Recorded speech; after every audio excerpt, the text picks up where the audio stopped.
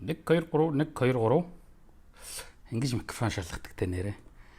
Микрофон шалгадаг гэснээс нэг онгой өгдөг штэ. Нэг нөгөө ир үсэг хэлж чаддгүй нөхөр микрофон шалгах болсон чи тэгдэг штэ. 1 5 7 1 5 7 гэдэг шиг. За өнөөдрийнхөө яриагаар те одоо подкаст гэх юм уу миний нэг яваад байгаа гэж юу гэх юм бэ? Энэ нэг юмараа болохоор мэрэгжил сонголт ер нь тэгээ сургууль сонгох тухай нэг юм ярэ гэж бодоод байгаа. Тэгээ надад ч одоо ойрд яхан эфирийн цаг олдож өгөхгүй байгаа. Олцсон дээр нь жоох юм ярьд юм уу да гэж бодоод байж штэ. За мэдээж одоо юу гэдэг нөгөө гой сайхан хуурай риторик одоо тийм юмнууд яриад байвал болох л байгаа л да одоо юу гэдэг мэрэгжил сонгох бол одоо насны юм да тиймэрхүү юмнаас бол тэгээд хүмүүс хөдөлсөн л байгаа ах л та тий. Тэрний оронд тийм янз бүрийн номлолын шинжтэй юм ярьж байгаа. Зүгээр хэдэн practical өөрийнхөө санаанд байгаа хэдэн practical юмыг яривал яад юм болоо гэж бодож байна. Мэдээж энэ бол айгүй маргаантай сэдв та нар мэдж байгаа. Одоо жишээ нь юу гэдэг нь те хүн хүнийхээ өнцгөөс ингээ элдэв юм байна. За тэр маргаан хэлцүүлэг элдэв юмын тоолгүйгээр би өөрийнхөө өнцгөөс ярьж байгаа шүү те. За тэгэхээр эхний хэсэгтээ би ер нь мэрэгжлээ яаж сонгох тухай нэг юм яриад хоёр дахь хэсэгтээ болохоор тэр сургуулаа яаж олоод байгаа тухай нэг юм ярьчих болох байхаа гэж бодож байна л да. Тэгэхээр мэрэгжил сонгоход эхлээд хүмүүс бол ажил болоод карьер гэдэг юм уу да энэ нэг хоёр юмаа ялгаж салгаж ойлгох хэрэгтэй юм байна. Тэгэхгүй болохоор энийгээ ялгаж салгаагүйсэн болоод одоо юу гэдэг нь те дуртай дургу хүсэлтэй хүсэлгүй тийм юм сонгочод байгаа юм л да. Жишээ нь хүмүүс ингэж байгаа юм л да. Одоо ямар ажил цалин ихтэй вэ тэрийг сонгоч гэдэг юм уу тэгж хэлж байгаа. Мэдээж яг хуу тэр хүний сонголт мөнгө төгрөг олмоор тэгмэр байгаа бол тэрийгээ сонгож болно. Гэтэл нөгөө ажил чинь чиний ажил юм уу нөгөө мэрэгжил чинь те эсвэл чиний ажил юм уу чиний карьер юм уу гэдэг асуудал байгаа юм л да. Чи ингээл өдрийн 8 цагаа ингээл хийгээл 7 хоногийн 5 өдөр яваал за мөнгө нь хангалттай олоод байдаг. Гэтэл чи юу хийж бүтээж байгаа вэ гэдэг асуудал байгаа байхгүй юу?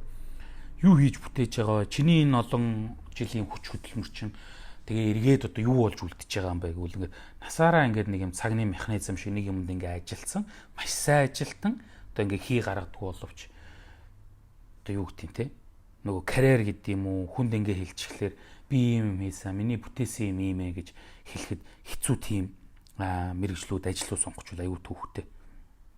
Өөрөөр хэлэх юм бол чи сайн ажилтан мөн үү? Сайн аав мөн үү? Сайн ээж мөн үү? Эсвэл сайн ил өгт мөн үү? Мөн. Тэгэд чи юу хийсэн бэ гэдэг нэг дараагийн асуудал гарч ирж байгаа байхгүй. За мэдээж хүн болго ингээд л ямар нэг юм хийж бүтээгээд л сүрхий тэгээ мундаг байх заавал албагүй л дээ. Гэхдээ нэгэнт амьдарч байгаагийнх чи нэг чиний гэсэн нэр дээр те байх нэг тим юм сонгочвол тим юм хийчвэл хожим хаан ч гэсэн өөрт чинь ч тэр завар хүүхд чинь дурсаж ярьж байгаа ч тэр хэрэгтэй юм болов. За хэрэгэн бай гэхэд одоо бас сайхан юм болов гэсэн нэг юм байгаа юм л да. Тэгэхээр одоо чи карьераа сонгож гин үү эсвэл чи ажлаа сонгож гин үү гэдгээс шалтгаалж мэрэгжлээ сонгох хэрэгтэй. Тэр хоёр сонирхол чинь ингээд давхцаад одоо чиний очи олж хийж байгаа ажилласаа те одоо тэр эзэмсэн мэрэгчлэрээ ингээ ороод хийж байгаа ажилласаа сайхан кайф аваа тэрүүгээр ингээ юм хийж бүтээгээд тэр чинь ингээ карьер чинь болоод ингээ аюу гоё байгаа бол одоо мундаг сайхан байна тийм үү тийм сайхан хоёр сонирхол чинь ингээ нэгдсэн гоё өвл нэрээ бас их зүгээр штэ те ямар аятай ах юм бэ зүгээр биш те гэж боддог ч юм уу тийм үү гэтэл тэгж чадахгүй одоо нэг сайхан гоё карьер те одоо чи одоо Монголд энэ л байна, тэр л байна гэдэг. Одоо би энэ салбарын ийм хүн гэдэг. Гэтэл нөгөө олж байгаа мөнгө төгрөгч амьдрал ахуйд ч хүрдэггүй. Чи нэг л тэнд одоо ингээл нэг гансарсан, гангинсан. Өстө би л байхгүй бол энэ салбар дууслаа гэсэн хэрнээ. Тэгээ өөрөө мөнгө төгрөггүй ихнэр хүүхэд одоо тэгээд нөхөр гэр орон те одоо хөгж хугатаа ч нэг юм нацхих нь хэрэгцээ шаардлага л дээ өмнөд нь хангаж чаддаггүй. Нэг тийм байх юм бол бас эргээд хэцүү. Тэгэхээр чи ингээд аль альных нь баланс юм те сайхан авч яваад ингээд хэрэгжүүлж ижил наадах ч одоо юу гэдэм те чиний сонгосон мэрэгжил хэлдэм чи ингээд болох гээд. Яг түрүүний хэлдэг шиг нөгөө талаасаа ч гэсэн те чи ингээд сайхан мөнгө олоод байтал чи ингээд нэг сэтгэл ханамж байхгүй чамд юм карьер байхгүй. Ингээд байх юм бол нэг юм аюу түүхтэй болчихж байгаа байхгүй.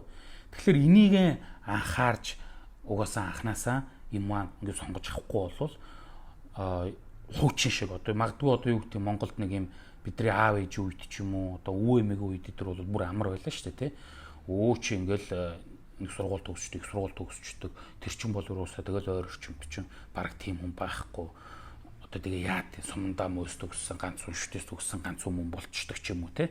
Тэгээд ингээд нэг юм хийгээд ерөөсөө тэр үеийн хамгийн том тэр нутаг орон нутгийнхаа хамгийн боловсролтой мэдлэгтэй чадaltaй одоо юу гэдэг тийм хүн болчоод л ажил албачин аятайхан ажил алба байдаг. За тэгээ хурж байгаа хийж байгаа бүтээж байгаа тэр карьер гэдэг юм уу тэр нэг юм чин ингээд мундаг байгаад байдаг. Чи одоо тэр нэг сумын ч юм орон нутгийнхаа хамгийн одоо нөлөөтэй чамгуул бол юм болдоггүй тийм нэг аятайхан ажлын хөвдөч тэр карьерийн хөвдөч тэр тийм хүн болчдөг байсан бол одоо ч тэгэх боломжгүй бүтэхгүй болчиход байна л да. Тэгэхээр чи одоо зүгээр ингээд юу гэдэг энэ намар гэдэг ч юм уу те энэ жил би ямар мэрэгжил эзэмшвэ гэдгийг бодож сонголт хийхээсээ илүү үгүй би одоо ингээд нэг 22-т 23 4-т сургууль төгснө. Гэтэл энэ одоо зах зээл хөтөлбөрийн зах зээл ч гэдэг юм уу энэ улс орн чи юу болчих вэ? Ямар мэрэгжил одоо те ажил алба хэрэгтэй вэ? Ер нь тэгээ тэрийгээ цааш нь хөгжүүлээд би өөрөө ингээд карьер хий ингээд одоо өөрийн гэсэн нэр дээр нэг юм бүтээ гэж ботход юу хэрэг болоод байгаа бэ гэдгийг бас анзаарч ингэж харж судалгаа хийж сонгохгүй болохгүй болчих юм л. Тэгэхээр зүгээр нэг инженер байх, зүгээр нэг те IT-ийн хүн байх, зүгээр нэг багш байх, зүгээр нэг барилгачин байх ч гэдэг юм уу. Эсвэл зүгээр нэг офис ажилтан байх бол магадгүй хин ч хийж чадах зүйл واخгүй юу. Гэтэл яг чи юу хийсэн бэ? Чи яг юу бүтээсэн бэ? Чиний карьер те. Энэ карьер ажил хоёр гэдэг юм а хүмүүс ер нь тэр бүр нэг ялгаж салгаж ойлгохгүй байгаа юм шиг надад санагдаад байдаг л да те. Тэгэхээр энийг анзаарч ээж одоо юу гэдэг те мэрэгжлээ ингээд сонгох хэрэгтэй юм байгаа шүү. За мэрэгжил сонгох болчлоо. Ингээд болдго юм байж. За би ийм мэрэгжлэр сурыг. Одоо энд одоо юу гэдэг ямар шалтгаан чамд байгаа. Энэ сонирхолтой эсвэл манай өвөө эмээ тийм байсан да. За одоо би энэгээр ингээд яммаар байна гэдэг. Гэтэл сургууль сонгох гэж нэг аюул байна. Ямар сургууль сонгохоос шалтгаалж наам мэрэгжлэрээ чи одоо сонгосон мэрэгжлэрээ сураад янз бүрийн байдал түрээд одоо амжилттай аятайхан дөрвөн цоглог явна гэдэг чинь бол бас шалтгаалнаа. Нэг сайхан одоо хэрэгтэй мэрэгчлэр байснаа тэгээд нэг сургуульд орсон чинь нөгөө сургууль чи явааргүй байвал одоо хэцүү юм болж таарна шүү дээ. Юм заахгүй гэсэн үг те. Одоо муу сургууль одоо муу гэж хэлэхэд хэцүү юм л та. Тэр нөгөө муу сургууль гээл чи тэр сургууль муу гээл чи юм нөгөө л нөрлөө ороод ирнэ шүү дээ. Муу сургуулийнх нь одоо юу гэдэг те төгссөн ч юм багшилсан ч юм уу одоо тэгвэл тийм хүмүүс нь бол юу яриад байгаа манайх муу гişэ гэл ингээл дайрна л да. За тэгэхээр одоогор бол яг манай Монгол улсад тийм сургуулиудын сайн мууг ингээд одоо яг ийм албан ёсоор ингээд мэдээд ингээд яачих тийм баримт бичиг илдэв юм алга. Бид нар ингээд амд амцээрээ өөрсдийнхөө бараг мэдрэмжин дээр эсвэл өөр орчныхоо төгссөн хүмүүсээр ингээд жишээлж игээд ингээд нэг юм бараг л нэг юм мэдрэмж маягаар те нөгөө сургуулиудаа сонгож штэ. За одоо яа дээ. За одоо инженер болъё бол одоо шүтээ сурвал орохгүй болохгүй байх, өөрчтөө хэрэггүй байх, орж чадахгүй болч гэдэг юм уу. За байгалийн ухаан одоо тэгээ нэг нийгмийн ухааны хүмүүс болъё гэдэг юм бол муусих нарийн дээр байх. За багш болъё гэвэл за одоо тэгээд юу гэдэг ч юм уу те. За эсвэл одоо үдэ аж ахуй тийм мэрэгчлээ бол үдэ аж ахуй. За санхүүгээр ч одоо санхүү дээр дэмэртэй гэсэн ийм л юм болчиход байгаа. Ингээд тэр нь баталгаатай биш. Одоо юу гэдэг те яг ингээд нотлогдсон баримтаар гарцсан жишээ нь одоо санхүүгийн сургуулийн тим ангийн тэр хүүхэд нь ингэж төгсөөд тэр нь тэгсэн ч одоо муусын санхүүгээс ч гэдэг юм уу одоо өөр ямар сургуулиудын байдгийг санхүүгээс нь нүгээрээ ингээ илүү байгаад ингэсэн байна. За багш нар нь ингэсэн байна. Тэргээд ийм юм болчихж байгаа юм л та. Уул нь ингээд дэлхийд даяар одоо ингээд яг маргаантай ч гэсэн явсаар байгаа тийм нэг их сургуулиудын одоо нэг зэрэглэл тогтоож байгаа судалгаа байгаа шүү дээ. Ranking гэдэг нэг юм байгаа те. Тэр ингээ Монголд байгаад хэрэгждэг ингээд байсан бол хүмүүст ингээд айгүй боломжийн одоо барьцтай болчихно л та. За мэдээж энэ ranking бол яг түрүүний хэлдэг шиг маргаантай. Энийг шүүмжилдэг зөндөө олон хүн бий. Тэр ranking дээгүүр орсон нь бол мэдээ сайхан байгаа. Доогуур орсон нь бол мэдээж дургуцаад ягараа манахыг ингээд дада эдэргээ хэрүүлнэ шүү дээ те. Гэхдээ биднэрт асуудалтай ч гэсэн хэмжүүр хэрэгтэй учраас энэ одоо хэмжүүрийн тухай ярихаас өрөвгүй л да. За та нар өөрсдөө бүгдээрээ мэдчихэж байгаа. Ерөнхийдөө дэлхийд даяар бол одоо ингээд нэг хоёр юу гэмдэ юу бол ингээд их яачлаа штэ. Шалгуур бол ерөнхийдөө ингээд олон нийтийн гэдэг юм уу хандлагыг ингээд тогтоодог болчихлоо л доо. Нэг нь бол одоо тэр нэг Top Universities гэх сайт байгаа тий. Одоо QC гэдэг английн байгууллага. Одоо юу ч үлээ нэг латин нэртэй. За нөгөөх нь болохоор нөгөө Times гэдэг тийм үү? Юунаас гаргадаг. Одоо вебсайт нь болохоор Times Higher Education .com гэсэн сайт. Нөгөө байгууллагынх нь болохоор бол Top Universities гэхэлэр ингээ яваа орчдөг. За энэ хоёр бол ингээд сүүлийн хэдэн жил бол хоорондоо одоо юу гэдэг өрсөлдөж их сургуулиудын ингээд чансаа гаргаж байна. Тэгээд их сургуулиудын ерөнхий чансааг бол янз янзын шалгуур тавьж байгаа тийм. За Top Universities нь бол нэг 505 гол үзүүлэлтээр за Higher Education, Times Higher Education болохоор нэлээд задарсан тийм нэг үзүүлэлтээр ингэж гаргадаг л та. За тэгээд энэ сургуулиудын ингээд ийм ранкинг харж агаад тэгээд дотор нь болохоор бас subject guide гэж байгаа. Subject guide гэдэг нь бол тэр нөгөө нэг ямар мэрэгжлэр бишээ subject ranking те ямар мэрэгжлэр аль юу сайн байна вэ гэдгийг ингээд бас шалгаруулж гаргаж байгаа байхгүй юу. Тэгэхээр одоо хэрвээ ийм юу байсан бол жишээ нь чи одоо заавал Монголын сургууль биш одоо гадагшаа ингээд сурах гэж байгаа гэж бодъё л доо. Ингээд гадагшаа сургууль соёл элдэв юм хайж байгаа. Тэнгүүд энэ хоёр сайт руу ингээд ерөнхийдөө орж хараад ингээд ранкинг харах хэрэгтэй. За энэ их сургуулиудын ранкинг гаргадаг зөндөө олон сайт байгаа шүү дээ. Чи өөрөө харьцуулаа үзсэн ч бол. За тэгэхээр энэ лөө орж байгаа чи одоо инженерээр сурах гэж байгаа бол инженер гэдгийг сонгож аваад за одоо тэгэл улс төрөөр сурах гэж байгаа бол улс төр гэдгийг сонгож аваад за тэгэл эрүүл мэндийн дээр сурах гэж байгаа бол тэр эрүүл мэнд гэдгийг сонгож аваад ингээл харна шүү дээ. Ингээ харахлаар чи энэ сургуулиуд чи ерөнхийдөө хантаа гараад ирнэ. Энэ хоёрын ранкинг бол ерөнхийдөө хэд хэдэн байраар ингээ хоорондоо зөрдөг. Яагаад тэгэхээр нөгөө ямар шалгуураар хэмжээд байгаа вэ гэдэг өгж байгаа оноо нь өөр өөр учраас тэгж байгаа шүү. За энэ хоёроос ингээ сургуулаа харахлаар ер нь ингээ гайгүй дэлхийн том сургуулиуд гараад ирдэг. Гэхдээ мэрэгжлэрээ өөр. Жишээ нь одоо Harvard одоо ингээл магадгүй нэг зогсдог гэж бодъё л яг сүүлийн жилүүд зогсохгүй байна. Harvard одоо Монголд бол ер нь бараг л Harvard хамгийн сайн сургууль юм шүү те. Гэтэл Harvard бол инженерээрээ байдаг ч юм уу. Эсвэл одоо тийм те IT маягтайгаар бол тийм дээгүрч ихсэхгүй шүү дээ. Нөгөө яг мэрэгжлийнхэн чагсаалтын гаргаж ирээд ингээ үүсгэлэр чи. Тэгэхээр чи одоо тэр чиглэлээр явах гэж байгаа инженерээр явах гэж байгаа IT маягтайгаар явах гэж байгаа юм бол Harvard нэмэргүй байхгүй юу? Тэрний оронд одоо юу гэдэг нийгмийн ухаан, хууль те тэрүүрэн бол Harvard арай дээр илүү байдаг гэдэг ч юм уу те. Гэтэл тэр IT MIT элдв толгой ямар ч юм бол одоо MIT те Massachusetts Technological Institute гэж бий. Тэр бол одоо Institute of Technology те Massachusetts Institute of Technology. Тэр бол одоо илүү дээгүүр ранкинтай байж байдаг. За тэр одоо Caltech гэдэг Калифорни технологийн их сургууль мургуул гэдэг те тэд нар ингээд дээгүүр ингээд гараад ирдэг л те инженерээр бол одоо Азийн сургуулиуд өдр ус их дээгүүр гарч ирдэг шүү дээ. Энийг ингээд харах хэрэгтэй болдог.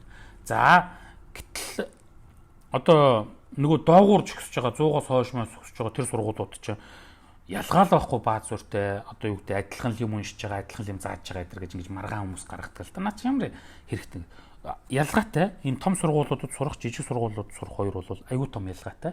За нэгт бол төлбөрийн ялгаа бий. Том сургуулиуд бол үнэтэй, жижиг сургуулиуд бол харьцангуй хямд, арай бага байна. Гэхдээ сургалтын чанарын хувьд чи юм сурах гэж байгаа бол том сургуулийн сонгохоо сурах. Тэр ранкинг дээгүүр байгаа сургуулийн сонгохоо сурах. Яагаад тэгэхээр тэр сургуулиуд чинь хоёр хүчин зүйлээрээ нөгөө доогуур ранкинг чагсаад байгаа сургуулиудаас илүү. Нэгт тэр сургуулиуд ер нь их гайгүй сайн оюутнууд авах магадлал өндөртэй. Тэр сургуулиудад тэнцэж чадаагүй оюутнууд доошо гулгасаар бол тэр ранкинг багтаа сургуулиудад очно гэсэн. Тэгэхээр чи өрсөлдөөнтэй. Өөрөөр хэлбэл тэр хүүхдүүд чинь ингээд гайгүй хүүхдүүд орж ирнэ гэдэг чинь ингээд сургууль соёлд ингээд өрсөлдөөд чамайг бас ингээд челленж хийгээд чи өөрөө ингээд тэднэртэй өрсөлдөж ингэж дээшээ гарахын тулд тэмцэлтэй дээ гэсэн үг те. За хоёрт багш нар сайн байна. За энд ингээд одоо энэ ялангуяа энэ барууны сургуулиуд багшийг бол шууд ингээд 100%-аар нэг дор авчдаггүй. Одоо жишээ нь 20 эдтэй магистр төгссөн хүүхдээ Монголд ингээд 100% багш болгочихж шүү дээ. Тэр шиг тэгэж авдаггүй. Тэр чи эхлээд одоо юу гэдэг ихэнх хүмүүс бол эхлээд доктор хамгаална. Доктор хамгаалсныхаа дараа 2-3 жилд пост доктор гэдэг юм хийн. Тэгчээд их сургуульд ингээд ажилд аплайдна. Тэр нь 100% ажил шууд ингээд насаар нь авчихгүй. Нөгөө нөхрийг чинь хөрх юм зов ондоо 1 жилийн, 2 жилийн, 3 жилийн гэрээ өгнө. Тэг хичээл заалгана. Тэгээ заалгаж байгаа гайгүй үйл гэрэгийн сунгана гайтай үйлдөө цуцалчдаг байхгүй. За бид нар өөрөн аваа та ингээд боллоо тэр гэдэг. Тэгэхээр чин нөгөө багш чин юу гэдیں те одоо ингээд ранкинг сайтаа сургууль багшаар эсэж орох доогуур сургууль багшаар орох хоёр чинь ингээд айгүй хоол зөрүүтэй болчихж байгаа байхгүй.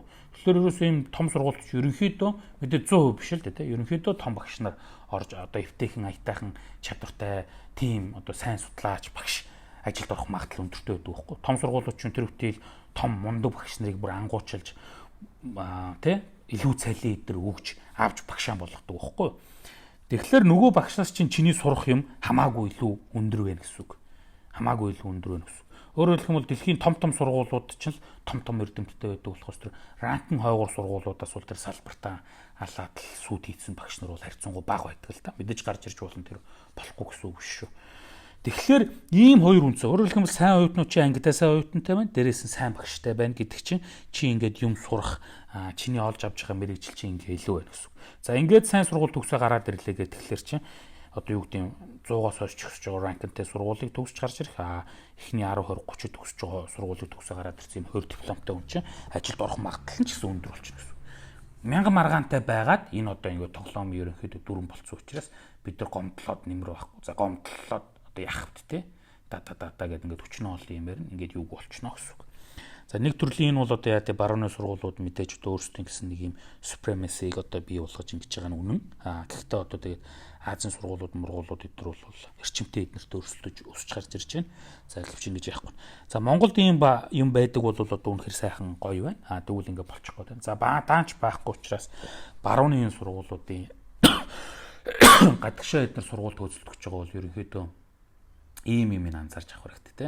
За тэгээд ранкинг дээгүүр сургуулиуд ч юм бас тэтгэлгийн боломж бололцоо ч гэсэн өндөр байдаг л та. Ингээд олон тэтгэлэгтэй байдаг тийм үү. Жишээ нь одоо миний сурж байгаа Мельбурний их сургууль ихт чинь л одоо мастер тэгэл нэг сургуульд нь аплайтах чинь л одоо бүр их бага хэмжээтэй $500 ахуулаад бүтэн төлбөрийн төлж байгаа тэтгэлэг гээл тэгт чи одоо бүр 70 хэдэн тэтгэлэг дээр гарч ирж штэ. Жишээний. Тэгээд чи тэнд ингээ өрсөлдлөө аль нэг нь авах магадлал айгүй өндөр шүү дээ, тэ. Том сургуулиуд яагаад тийм санхүүгийн боломж өндөртэй байдаг вэ гэхээр тэр endowment сан гэдэг нэг юм ойлголт эднэрт байдаг. Монголд бол харахаа алга байна. За Монголын сургуулиуд ийм юм бол нэвтрүүлэх хэрэгтэй. Тэр нь юу вэ гэхээр тэтгэлэг янз бүрийн юм үүсгдэг тийм сангууд одоо ингээ хувь хүний хандив, компани хандив байдаг. Тэрийн тийм endowment сан руугаа оруулцдаг. Тэр нь болохоор ийм компанийн санхүүгийн алба шиг ажилдаг тийм газар байдаг л да. Жишээ нь одоо би Кембриж их сургуульд байхад бол Кембриж их сургуулийн endowment ч 10 хэдэн тэрбум гэж хэлээ биз. Тийм байсан. Абшээ 6 хэд ч үлээ байсан санагдаж байна. Тэнгүүтээ тэр нь одоо чин тэрийн нэнгүүд юу гэдэм дэ Кембриж их сургууль бол ингээд янз бүрийн юм руу ингээд оруулцдаг тэр endowment сангийнх нь юу.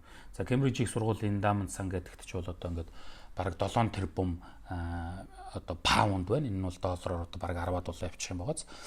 Тэгээд энэ endowment мөнгө нь болохоор яадаг вэ гэхээр ингээд янз бүрийн юмд хөрөнгө оруулцдаг. Apple-ийн хувьцааг худалдаж авдаг ч юм уу, Shell-ийн хувьцааг авдаг ч юм уу, эсвэл одоо тэгээд Spand нэг дарсны тариалан худалдаад идрээ тодорхой хувийг авчихна гэсэн үг. Өөрөөр хэлбэл ингээд сая долларыг жишээ нь одоо энэ евро оруулчлаа гэсэн үг. Apple-ийн хувьцаанд оруулчлаа гэсэн. Нөгөө Apple чинь тэрэндээ таарсан ашиг жил болгон хуваарлаа шүү дээ. Дүнгүүт тэр хуваар нь нөгөө янз бүрийнхаа ямиг санхүүжүүлдэг байхгүй юу? Жишээ нь одоо би мөнхөрд ингээд нэг сүрхий баян нөхөр байлаа л да. Ингээд амар тэр бомтон болчлоо да тий. Luckily. Тэнгүүтээ нөгөөтнийхөө би одоо нэг сая долларыг ч юм уу 2 сая долларыг Кембрижийг сурвалд мөнх эрдний нэрэмж тэтгэлэг үүсгэх гэдэг үгүй л ба. Түнгүүт тэр 2 сая долларыг чинь Кембриж ингээд хуваагаа идчихнэ гэсэн үг шүү байхгүй юу? Эсвэл хин нэг юм ингээд өгөө тэгээд 10 жилийн турш зарцуулаад дуусчихна гэсэн үг шүү. Нөгөө 2 сая Америк долларыг чи одоо ямар нэг юмд оруулна гэсэн үг шүү дээ. Оруулаад сэгсрээд мөнгө гаргаад нөгөө 2 сая долларч байж л гэсэн үг. Насан турштай байна. Аль нэг юмны хувьцаа болсон, Apple-ийн хувьцаа болсон. За Apple яарад эхлэх юм бол өөр юм руу оруулдаг ч юм уу, одоо Microsoft руу оруулдаг ч юм уу, Amazon-ы хувьцаа руу оруулдаг ч юм уу ингэ гэсэн үг. Тэгээд тэрэнд нь таарсан 2 сая долларч одоо кичнэж юу болж гарч ирж одоо мэдэхгүй байна л да. Би санхүүгийн биш учраас. Тэргээр нь миний тэтгэлэгт одоо миний юунд зориулсан нөгөө хүнд одоо би нэг докторийн тэтгэлэг үүсгэсэн байдаг ч юм уу, одоо бакалаврын тэтгэлэг үүсгэсэн байлаа гэхэд тэрэнд өгнө гэсэн үг те. Ингэж санхүүжүүлж явдаг байхгүй юу? Тэгэхээр эн чинь ингээд насан туршийн одоо ерөөсөө ингээд алга болохгүй юм тэтгэлэг. Тэгээд нөгөө дэлхийн нөгөө том тэтгэлгүүд ч ерөөс айгүй олон жилийн түүхтэй байдаг байхгүй 100 жил мэл 100 гаруй жил мэлийн түүхтэй ингээ байж байгаа. Яагаад доктортай ажиллаад байгаа гэхээр тэр хүн чинь нөгөө тэтгэлэг үүсгэсэн хүний гэр бүл байн мөнгө өгöd байгаа ш. Тэр нэг өгсөн бөө мөнгөөр чинь тийм үр дүнтэй нөгөө ихтгэлт баян шиг нэг зоосыг сэгсэрч л яах ёстой шүү дээ гэдэг шиг тийм бизнесийн юм хийж мөнгө гаргадаг. Тэгэхээр ийм том сургуулиуд чинь Харвард бол одоо бараг 36 тэрбум ч үлээ тийм юугаараа ингээд дэлхийд тэргүүлж байгаа шүү дээ. 38 тэрбум долларын endowmentтэй гэж. Тэр чинь ингээ байшин барилга янз бүрийн юм байна гэсэн үг. жишээ нь одоо Харвард одоо нэг байш ингээд тэр хоттой ингээд те Бостонгийн тэр Массачусетс гэдэг дүүрэгтэй, Кембриж гэдэг тэр дүүрэгтэй ингээд том юмуд ингээд хуваагаад байранд тавцсан. Тэрийг одоо хүн түрээсэлтэй яадаг маадаг тэрэнд ингээд оюутан багш магшин суудаг муудаг гэдэг ингээл мөнгө гаргаад байдаг байхгүй. Тэгээ тэргүүрээ ингээд явдаг. Тэгэхээр энэ бэлэн мөнгө байгаа гэсэн үг биш. Харвардын тэр эндамент 38.3 тэрбум доллар гэдэг чинь ингээд газар, байр, одоо хувьцаа юу байдгийг ийм маягаар ингээ байрсан гэсэн үг байхгүй. Тэгээд ийм том санхүүгийн чадвартай болчихлоор чинь ингээд сайн оюутнуудыг, сайн багш нарыг авах тийм боломж болцоо элдв юм аа ингээд бүрдүүлсэн санхүүг санаа зовхгүй болчихж байгаа байхгүй. За тэгэхээр том сургуулиудад одоо ингээд сонгох ингээд авахын ач тус одоо ийм юм байна тийм. Тэгэхээр гадагшаа эдэр одоо ингээд тэтгэлэг яах гэж байгаа бол ийм юм сонирхороо. За Монголд бол одоо яадгийн ийм боломж болцоо одоо хууль эрх зүйн орчин ч гэсэн баг байна. За их сургуулийн захирал махирал янз бүрийн юмнууд ч гэсэн ингээд энэ тэнд ярьслах өгснгийг уншиж яхахлаар бол одоо ийм эндамент сан үүсгий нэтэрээ ийм хууль эрх зүйн орчин хэрэгтэй байна гэхээсээ илүү тэгэл төр дэмжмээр байна, төр дэмжүүлсэдээ бид нар алаад өгнө л гэсэн нэг юм өлөг хүссэн юм а яриа сууж явах юм байна лээ. За тэрний оронд бол ийм санхүүгийн одоо тусгай бие даасан нэгж үүсгээ тэгээд ингээд энэгээрээ ингэж тусгаар тогтнож ингэж л өрсөлдөхгүй бол дэлхийн сургуулиуд чинь эндаментаараа өрсөлдөөд ерөөсөө дээшээ гараад ирсэн. Дийлдэхэн болчиход байгаа юм л да. За тэгэхээр мэрэгжил сонгоход бол чи ажлаа сонгож гэнэ үү, карьераа сонгож гэнэ үү гэдэг маш сайн анзаарч үзэх хэрэгтэй байна. За дараад нь тэр сонгосон мэрэгчлэрээ сайн сургууль сурах хэрэгтэй шүү. Сайн сургуулийг бол ингэж хайж олдог арга бол ийм юм байна гэсэн үг байна тийм үү. За ингээд өнөөдрийн яриаг энэ үргээд дуусгах уу те. За тэгээ да. За тэгээ дараа ярина.